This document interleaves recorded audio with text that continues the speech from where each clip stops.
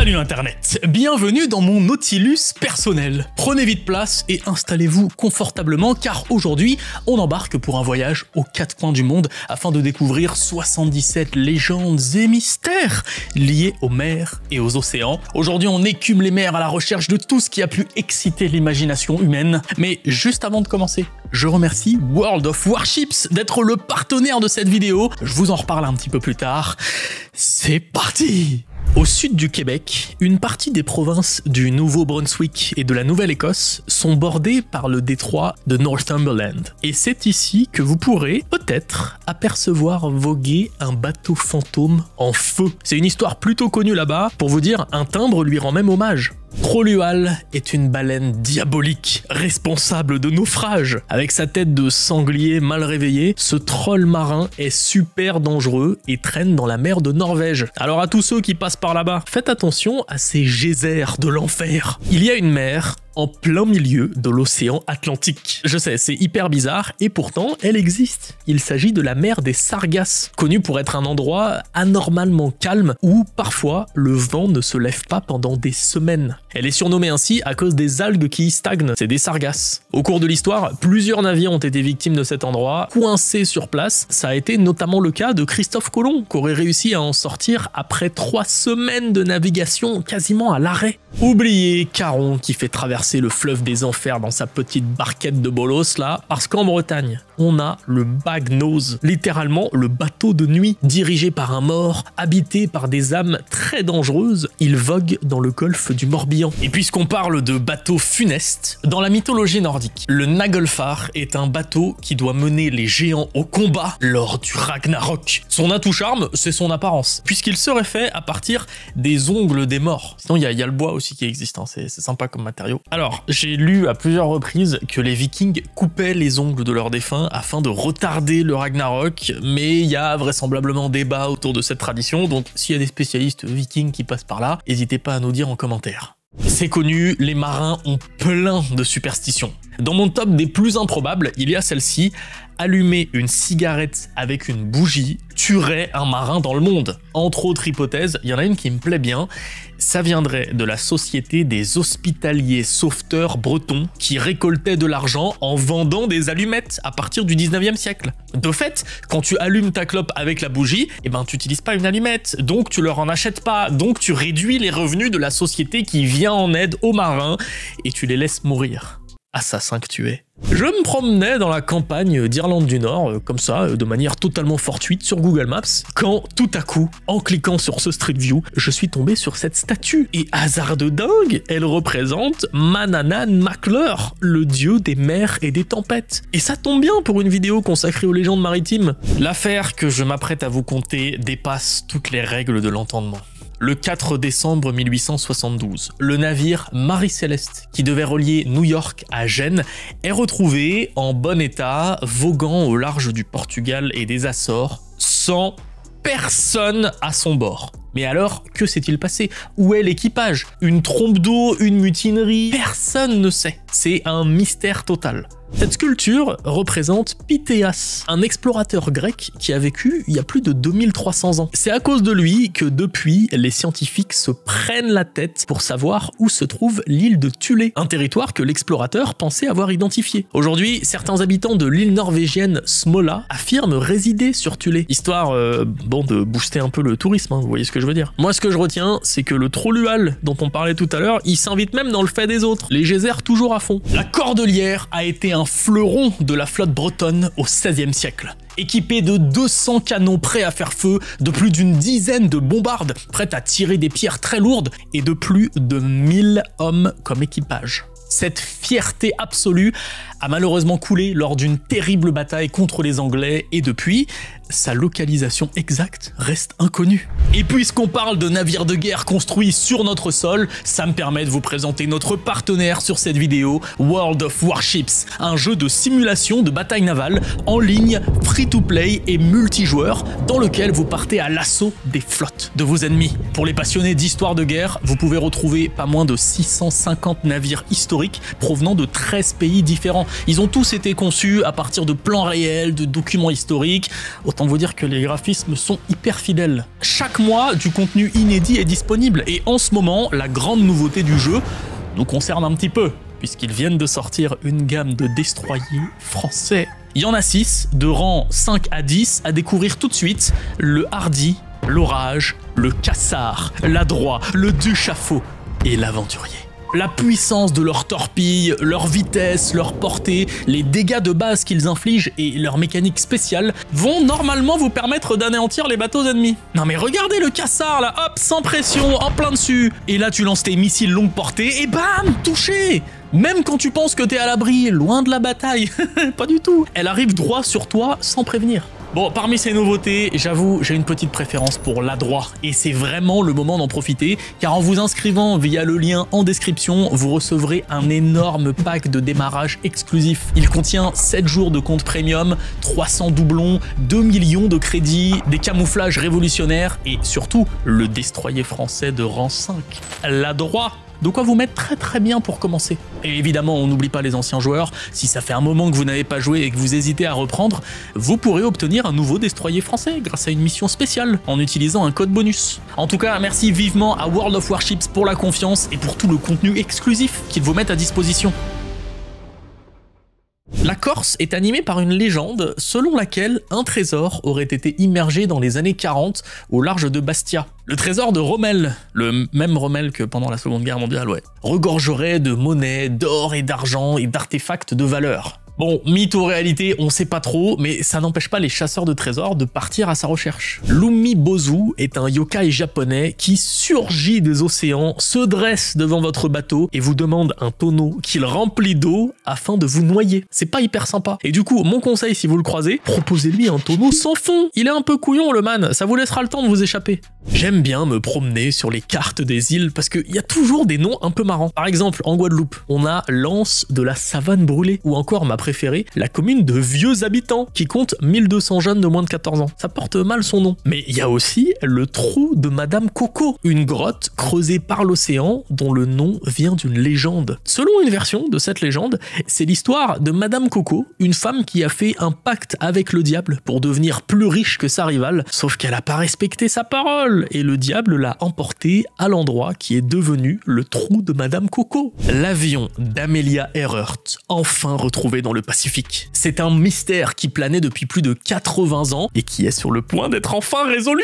Du moins, c'est ce que laissent penser ces images sonores. Cette espèce de tache jaune là, ce serait son avion qui reposerait à environ 5000 mètres de profondeur. Et c'est pas improbable étant donné qu'elles ont été prises non loin de l'île Holland, où devait se poser l'aviatrice pendant son tour du monde en 1937. J'ai hâte d'en savoir plus. Le triangle du dragon, c'est comme le triangle des Bermudes, mais dans le Pacifique. C'est surtout connu sous le nom de mer du diable, et il y a plusieurs croyances autour du lieu, notamment celle de la crevette géante, qui vivrait dans les abysses et qui causerait des raz-de-marée en changeant de position. Et il faut dire, ça ressemble quand même vachement à l'Onamazu, je trouve, une créature dont je vous ai parlé dans le dernier 77, consacré au monde souterrain. Et d'ailleurs, le terme triangle des Bermudes, c'est plutôt récent. Il est apparu pour la première fois en 1964, dans un article rédigé par Vincent Gadis pour le magazine Argosy, dans lequel il évoquait plusieurs disparitions mystérieuses d'avions et de bateaux dans la région.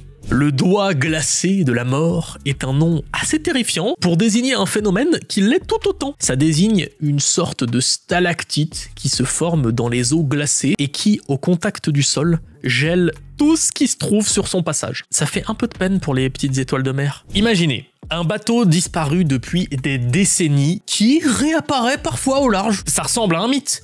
Et pourtant, le SS Beichimo est bien réel. En 1931, le navire est bloqué dans les glaces de l'Alaska, mais un beau matin, il part à la dérive et disparaît. Il n'a jamais été récupéré, mais entre 1931 et 1969, il a été aperçu plusieurs fois au large de l'Alaska, et depuis 1969, plus rien. Hawaiki est une sorte d'île primordiale mythique d'où viendraient tous les peuples de Polynésie. L'île aurait abrité une société polynésienne ancestrale qui possédait une culture et une langue commune avant de se séparer et d'aller peupler les différentes îles qu'on connaît aujourd'hui. Alors, baie de Douarnenez, on y est... Ah mais elle est où? Elle est où? Pardon, je vous ai pas dit, je cherche la cité 10. une ville de la mythologie bretonne construite par le roi Gradelon pour sa fille Dahu. Avoir le même prénom qu'un animal troll, ça présage rien de bon pour cette histoire. Et justement, je croyais pas si bien dire, la ville très riche aurait été engloutie par les flots justement à cause de la fameuse Dahu et de sa débauche. D'ailleurs, en sombrant avec Is, Dahu se transforme en une créature légendaire bretonne, Marie Morgane, une sorte de sirène, fée, crainte par les marins. Le sélacanthe a été pendant longtemps un poisson considéré comme mythique car disparu il y a 66 millions d'années. Tout ça jusqu'en 1938. Parce que cette année-là, un pêcheur sud-africain en a remonté un dans ses filets. Du moins une des espèces appartenant à l'ordre des sélacanthes. Probablement la partie de cache-cache la plus longue du monde. Et d'ailleurs, il a fallu attendre l'année 2010 pour qu'un biologiste français et son équipe filment un sélacanthe dans son milieu naturel. Une préparation qui a duré 10 ans pour avoir des images exceptionnelles.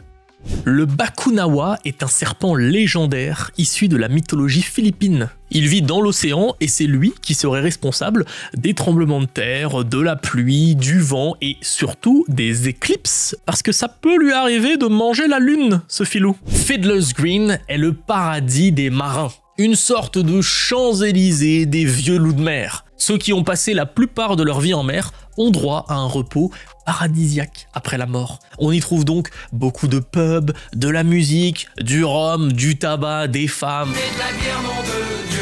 Voilà, on est un petit peu dans les clichés du marin. L'île d'Ybrasil est une île mythique, apparue sur les cartes entre le 14e et le 19e siècle et nimbée de mystères. Elle est généralement représentée près de l'Irlande et est, selon la légende, entourée d'une brume épaisse qui se dissipe une fois tous les 7 ans. Faut pas la louper parce qu'elle abriterait une civilisation très avancée par rapport à la nôtre.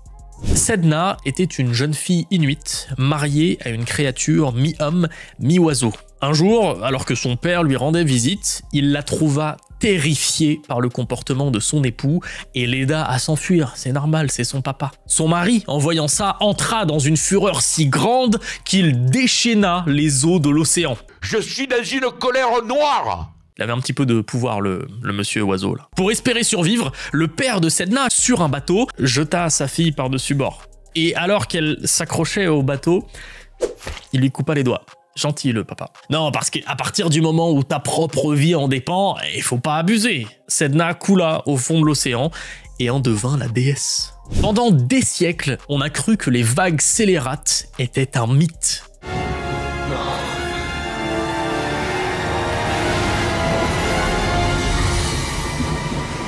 On aurait aimé que ça le reste, car on parle parfois d'un véritable mur d'eau qui atteint plusieurs dizaines de mètres et qui, en plus, surgit sans prévenir au milieu des flots. Le phénomène est clairement problématique pour les marins, surtout que les scientifiques sont loin de l'avoir totalement compris et de pouvoir l'anticiper. Heureusement que c'est assez rare. Près d'Hawaï, sur le sommet d'une montagne sous-marine, des biologistes marins ont découvert une route de briques jaunes, des vestiges d'une civilisation aquatique disparue.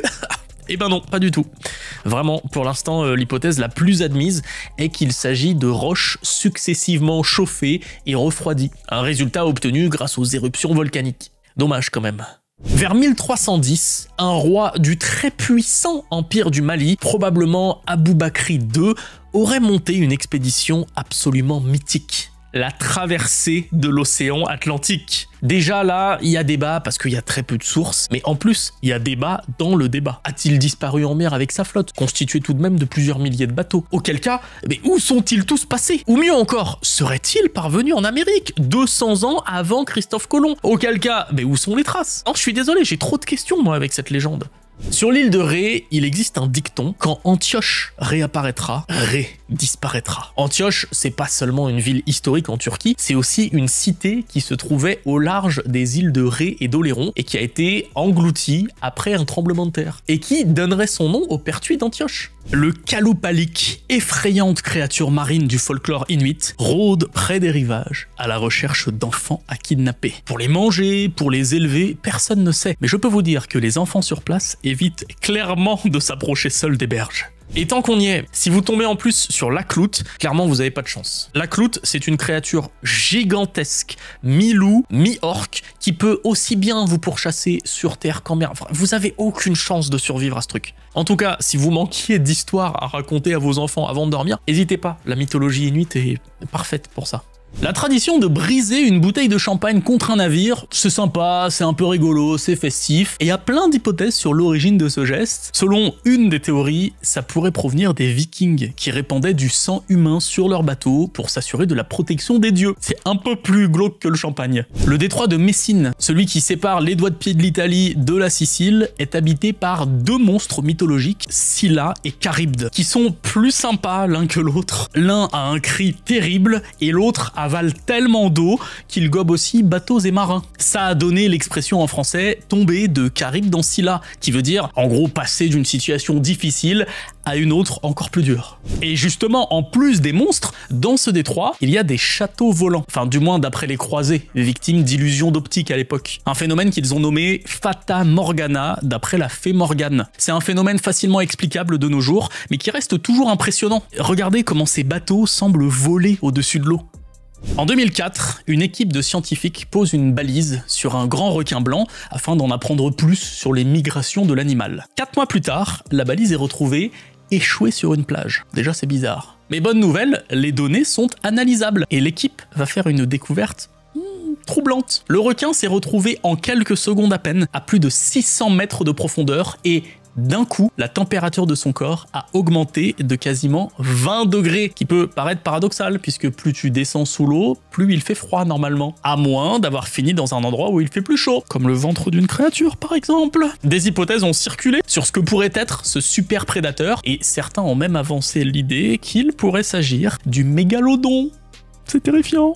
Il ne faut au grand jamais appareiller un vendredi. C'est notre deuxième superstition improbable de marins et elle aurait deux origines. La première est religieuse, le vendredi c'est le jour de la crucifixion donc c'est pas un très bon présage. La deuxième, et peut-être la meilleure selon moi, le vendredi c'était le lendemain de cuite chez les matelots. Ils recevaient traditionnellement leur paie le jeudi, se payaient des coups et le lendemain ils étaient moins habiles dirons-nous. Ce mec est une légende des mers. Poon Lim. Ce marin a survécu 133 jours sur un radeau de fortune perdu en plein Atlantique Sud. Il s'est retrouvé là après que son navire se soit fait torpiller par des Allemands en novembre 42 au large du Brésil. Il est finalement retrouvé en avril 43 à des centaines de kilomètres de là. Je vous invite vivement à aller lire à son sujet, son histoire de survie est passionnante.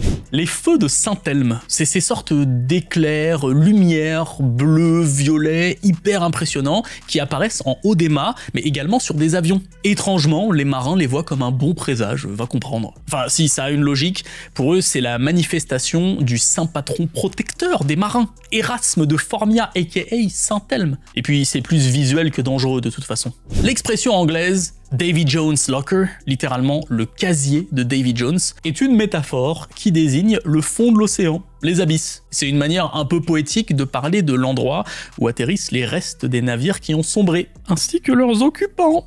Et si dans l'imaginaire collectif, Davy Jones ressemble à ça, au 18e et 19e siècle, c'était plutôt ça le délire. Des cornes, des yeux comme des assiettes, et puis évidemment les petites chaussures du dimanche, bien cirées. Ah, on n'est pas sur la même ambiance. J'ai trouvé le Graal des créatures marines, le Dwaroo. Il est issu de la tradition orale irlandaise, donc on n'a pas beaucoup d'infos à son sujet. Moitié chien, moitié poisson, parfois moitié crocodile, il est aussi et surtout parfois présenté comme le roi loutre. Le roi loutre! Regardez-moi cette prestance! Vous voyez cette drôle de police sur l'immatriculation des bateaux? C'est dû à une autre superstition de marins, celle des chiffres pêchants. S'ils sont arrondis, la pêche sera bonne, donc ils sont dits pêchants.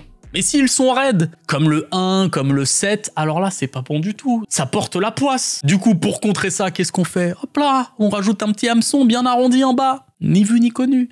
Eh, les Canadiens, vous savez y faire avec les légendes. Au large de Terre-Neuve se trouverait l'île des démons, qui est apparue sur plusieurs cartes du 16e et 17e siècle. Plusieurs marins pensaient qu'elle était habitée par des démons et des bêtes sauvages. Aujourd'hui, on n'arrive pas à se décider. Il aurait pu s'agir de l'île Caribou ou des îles Fichot. Une théorie soutient que l'Atlantide se trouverait en fait en Amérique du Sud. Ah, on s'y attendait pas celle-là. Ah, pour le coup, rien à voir avec la cité engloutie perdue au fond de l'océan. Elle pourrait se trouver sur l'altiplano bolivien, là où se trouve le Salar d'Uyuni. Et d'ailleurs, à son époque, le commandant Cousteau a participé à la recherche de l'Atlantide. Enfin, plus exactement, il cherchait l'origine du mythe, l'élément qui a donné lieu à toutes ces histoires. Il s'est notamment rendu au large de l'île grecque Santorini et a exploré les environs. Des aventures que l'on peut voir dans un documentaire dont une partie est dispo sur YouTube.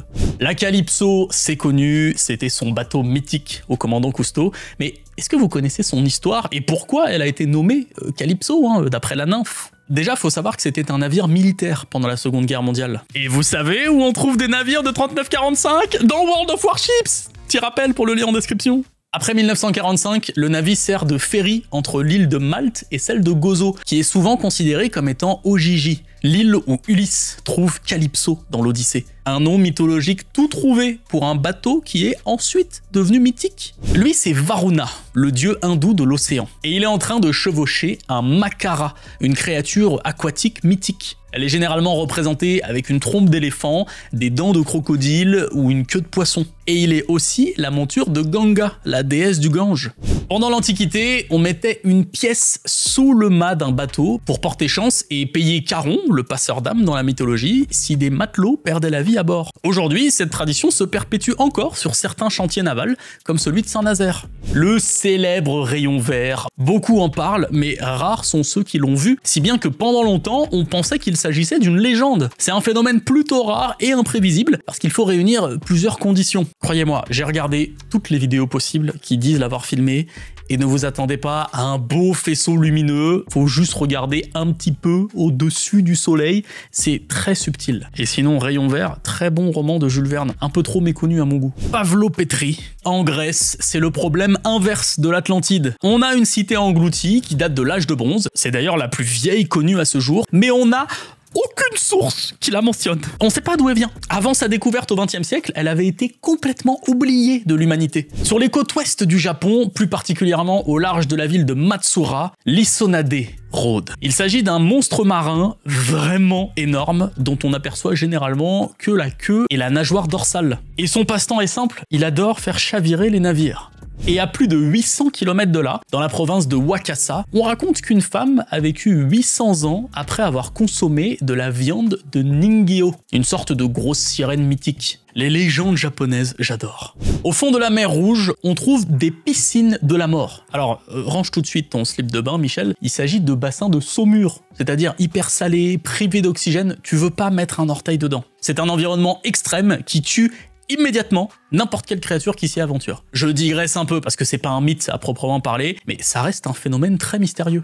Au 19e siècle, certains pensaient que la Terre avait eu, il y a bien longtemps, un autre continent. La Lémurie était située dans l'océan Indien et aurait créé un pont entre l'Afrique et l'Asie. C'est un zoologiste qui a soutenu cette idée car il cherchait à comprendre les similarités zoologiques entre Madagascar et l'Inde. Du coup, hop, gros continent dans l'océan, c'est pratique. On n'avait pas la notion encore que l'Inde avait juste pu se déplacer progressivement.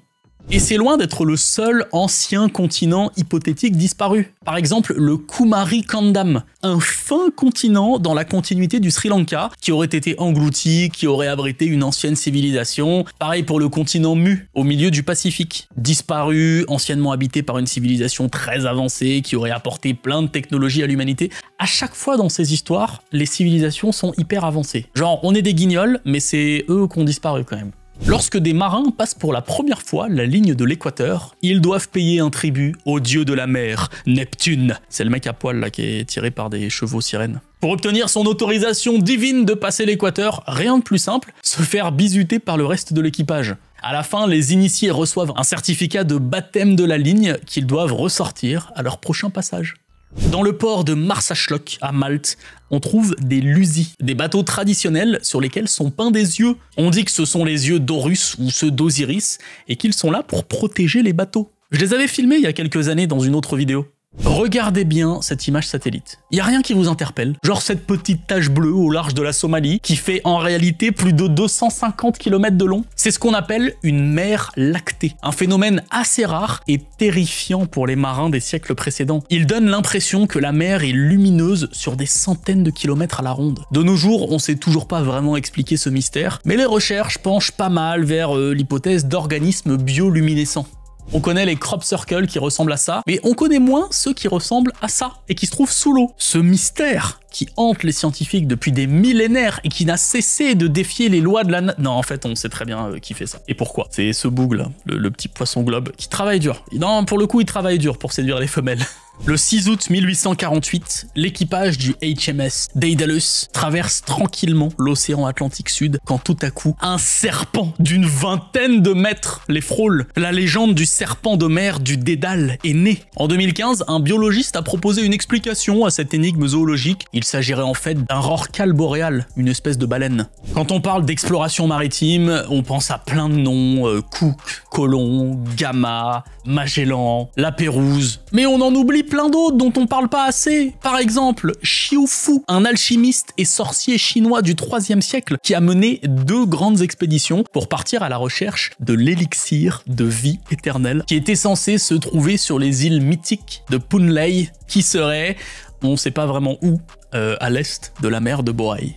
Est-ce que vous savez pourquoi cet oiseau, l'albatros, n'est pas très apprécié des marins? Eh bien, c'est encore une histoire de superstition. Un albatros qui plane, c'est que ça plane aussi pour les matelots. Et s'il se pose sur l'eau, c'est que la mauvaise météo n'est pas loin. Et ça fait sens. S'il sait qu'il y a des gros vents qui arrivent, tranquille, il se pose. Il a pas envie de... Hop là, waouh, merde, waouh, voilà.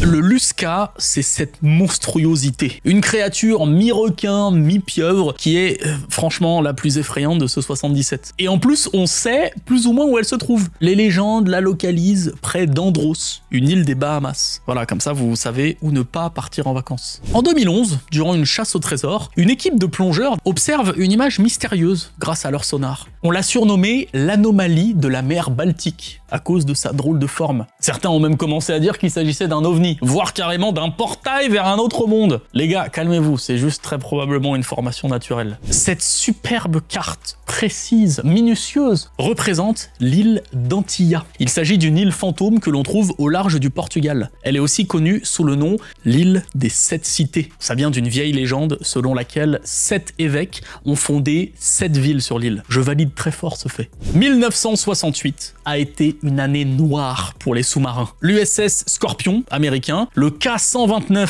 soviétique, le INS Dakar israélien et la Minerve française ont disparu. 4 sous-marins disparus la même année. Pour le cas de la Minerve, c'est même resté un des plus grands mystères navals jusqu'à récemment. En 2019, son épave a finalement été localisée au large de Toulon. Makui. Changer le nom de son bateau ne se fait pas comme ça. Il faut couper le Makui. Je m'explique et attention, c'est technique. Quand vous naviguez, un sillage blanc se forme derrière votre bateau. Et dans l'imaginaire du marin, c'est pas seulement de l'écume, c'est un serpent imaginaire qui vous suit et qui vous protège, le Makui. Et il est propre à chaque bateau. Du coup, si vous décidez de rebaptiser votre bateau, ben rien ne va plus parce que le serpent il est pas associé au bon bateau. Donc pour éviter ça, on coupe le Makui. Concrètement, il y a une étape importante. On verse du rhum derrière le bateau pour saouler le serpent. Ok, voilà, qu'est-ce qui se passe ici? Voilà, surtout le mal de mer là-haut. Ensuite, un bateau ami fend le sillage blanc 3 fois et c'est bon.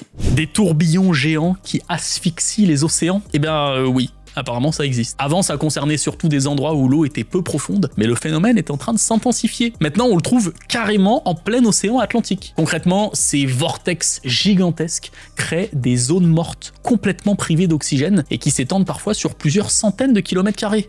L'archipel des Orcades se trouve au nord de l'Écosse et parmi ces dizaines d'îles se trouve celle de Stronsay. C'est sur ces rivages que s'est échouée la bête de Stronsay au début du 19e siècle. Au vu de l'aspect, on est sur un serpent supplément 3 paires de bras humains. C'est chaud là. Le Nuestra Señora de Atocha était un galion espagnol qui a sombré au XVIIe siècle. Et ça a dû énerver pas mal de personnes à l'époque parce qu'il transportait un trésor. Oh, 3 fois rien le trésor. Juste 180 000 pièces d'argent, des centaines de lingots d'argent et de cuivre, des disques d'or colombiens et quelques 600 kilos d'argenterie. Impossible de mettre la main dessus pendant des siècles jusqu'à ce qu'un chercheur de trésors le retrouve. Aujourd'hui, une partie est exposée dans un musée qui porte son nom à Key West et toutes ces photos là que vous voyez, ce sont les miennes. J'ai eu la chance de le visiter, il était fantastique ce musée. Au cours de ce 77, je vous ai parlé de requins pieuvres, de dragons mangeurs de lune, de rois loutres. Et ben en France, on a notre superbe Kinotaure. Pendant tout ce temps, on nous a bassiné avec le Minotaure alors que le taureau poisson existe. Et que le pire, il pourrait être le père de Mérovée, roi des Francs saliens au 5e siècle.